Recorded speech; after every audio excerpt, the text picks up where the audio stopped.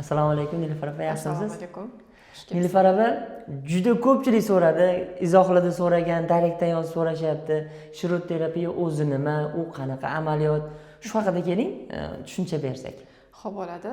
Masalan, bu shurut xonamiz va shurut xonamizda birinchi nima bo'ladi? Birinchi patsient kirib kelganda biz uni albatta rentgenlarini ko'ramiz. Ya'ni skoliozda bu albatta rentgenda tasdiqlanishi kerak, haqiqatda patsientda skolioz borligi.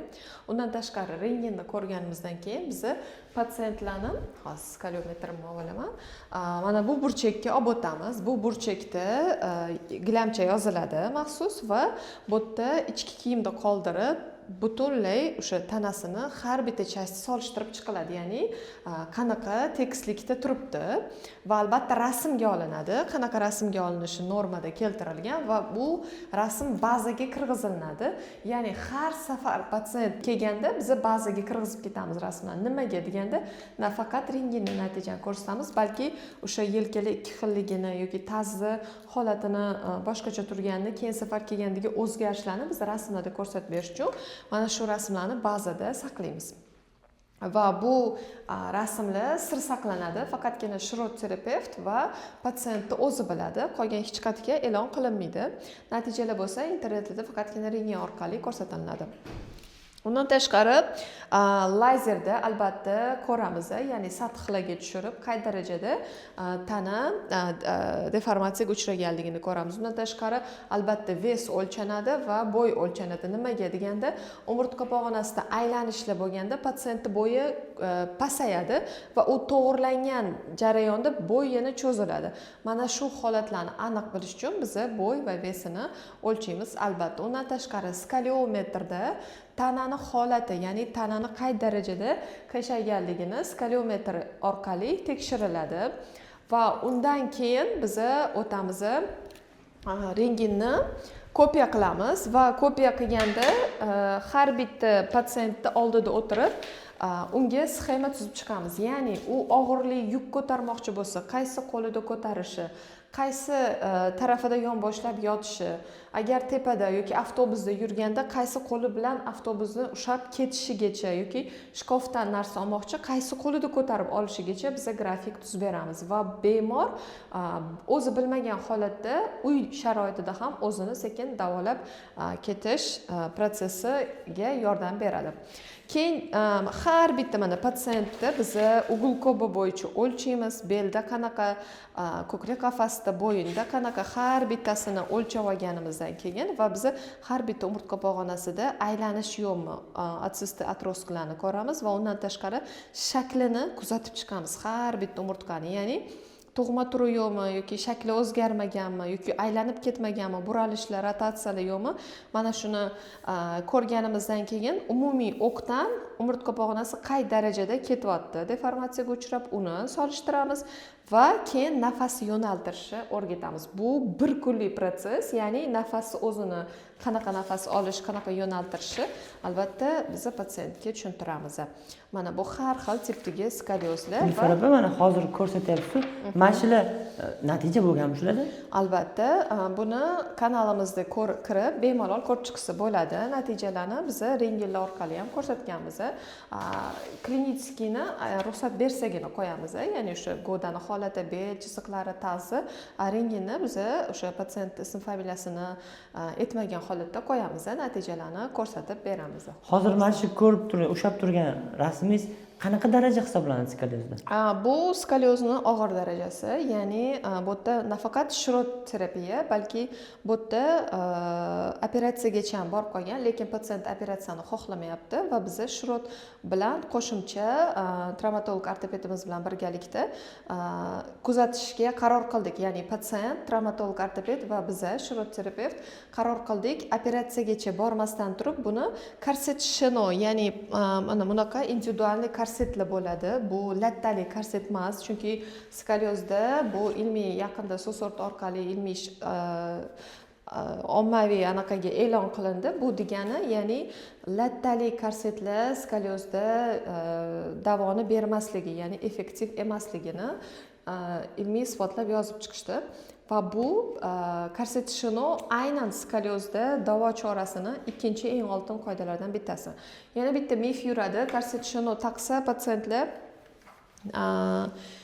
atrofiyaga uchraydi muskuli deyishadi. Aslida bu mana mashqda ham shirut terapevti kerak bo'ladi. Nega deganda, korset shinoni taqqandan keyin uni qanaqa yechishgacha ham shirut metodikasi etap yechib ketsa, hech qanaqa побочный действие bo'lmaydi va umurtqa to'g'irlangandan keyin xuddi shunaqa to'g'irlangan holatda qolish uchun shirut metodikasi kerak bo'ladi. Endi shirut metodikasini masalan har bitta tipida umuman boshqacha mashqlar qilinadi. Ya'ni mashqlar to'plami mana shu kitoblar, bu har bitta shirut terapevtida bo'ladi. Ya'ni bemor holatidan kelib chiqib, davo chorasi grafika tuzib chiqiladi. Ya'ni qaysi umurtqa qismini qayerga surishi va bu orqali, kitoblar orqali tanlab renginni orqasiga yozib chiqiladi.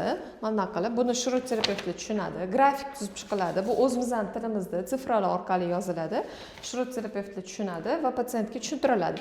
Undan keyingina mashqlarga o'tiladi. Mashq jarayonida boshida birinchi kuni polni grafik tuzganimizdan keyin nafas olishni o'rgatamiz va sekin-sekin nima qilayotganimizni, qaysi mashqni, qaysi muskulni chiniqtirish uchun va nima maqsadda qilayotganimiz patsientga tushuntiriladi va individual tarzda mana shu joyda o'rgatiladi va gruppovoy zanatiyalarimiz qanaqa bo'ladi deganda, birinchi individualniy kursdan o'tganlar, уже shirut nima bilib olganlar, o'zida sinab ko'rganlar, уже qaysi mashqni qanaqa qilishni bilib olgan patsientlarimiz uchun biza arzonroq narxda gruppovoy zanatiyaga qo'shamiz. Ya'ni bitta shirut terapevt har bitta patsientning oldiga borib tushuntirib chiqadi va to'g'ri qilayotganligini tekshirib turadi.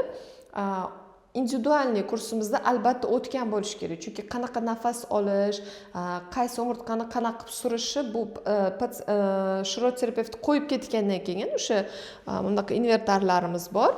Qo'yib, to'g'rilab ketgandan keyin bemor o'zi qiladigan vazifalari bor, bu yerda bajaradigan mashqlari bor. Mana shularni to'g'ri bajarish uchun albatta shirut terapevt nazorat qilishi kerak bo'ladi. Ko'pincha aytishadi bizga shirutni eshitdik, ishondik, haqiqatda zo'r metodika ekan, YouTubedan ochdikda, uyda shirut qildik deyishadi va bu narsani men nimaga aytayapman, shirut metodikasi individual qilinganda natija beradi. Ya'ni kimgadir foyda bergan shirut natijalar, mashqlar sizga aksincha ta'sir qilib, skoliozni naborot yomonlashtirib yuborishi mumkin bo'ladi. Shuning uchun ham bitta tipga berilgan mashqlar ikkinchi tipga biza bermaymiz. Sababi bunga alohida mashqlar to'plami, bunga alohida qilib tuzib chiqamiz. Mana shu joyda juda ko'pchilikda savol bor. Shirut terapiya manual terapiyaga o'xshagan narsami, qanaqadir shu qarsillatishlar orqali tuzatiladimi degan savol ham bor. Yo'q, manual terapiyani chuqur bilmayman, lekin bilamanki, shirut metodikasi bu eng hurmatga sazovor, eng natija beradigan, eng isbotlangan metodika hisoblanadi. Ya'ni naучно доказано, bu haqiqatda skoliozda effekt berishi, bu ilmiy isbotlangan metodika hisoblanadi. Shuning uchun ham men o'ylayman, manual terapiyadan bu tubdan farq qiladi. Tubdan. Zo'r. Shirut terapiya haqiqatda zo'r, men qolyapman operatsiyasi skoliozni davolash bo'yicha. Endi kimdir skolioz bo'lgan, endi skolioz odam sizlarni qayerdan topsa bo'ladi, qanaqa murojaat qilsa bo'ladi? Kimdir murojaat qilmoqchi bo'lsa, video tagida link qoldiramiz, telefon raqam qoldiramiz, bemalol telefon qilib, yozilib kelsa bo'ladi. Va agarda biza yordam bera olmaydigan tip bo'lsa, ya'ni o'sha tug'ma turlari operatsiya qilinadigan tiplar bo'lsa, biz birinchi kunni ko'rikka o'zida aytamiz, biz sizga yordam bera olmaymiz deb. Shunaqa. Zo'r, mana shu joyi yoqdi. Chunki juda ko'pchilik o'zini kasali bo'lmasa ham qarashadi. Shunaqa. Biz juda ham ko'p patsientlarni qaytarganmiz, lekin o'sha mana bugun ham shunaqa voqea bo'ldi. Sizga operatsiya faqat yordam beradi deb jo'natganmiz. Operatsiyani qildirib, operatsiyadan keyingi o'sha muskullarni chiniqtirish uchun shirut metodikasiga tashrif buyurishdi patsientlar.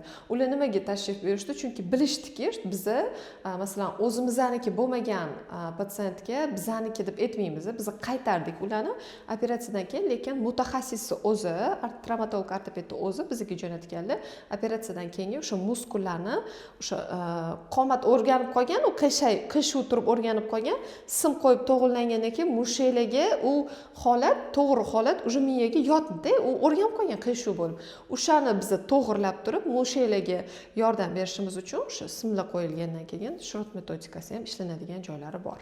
Zo'r. Demak, aldov yo'q baby sunnatda. Shunaqa. Unga 100% kafolat bera olamiz. Katta rahmat. Shrut bo'yicha juda ham yaxshi ma'lumotlarni eshitdik, o'zimizga tushuncha oldik. Rahmat kattakon. Sog' bo'ling.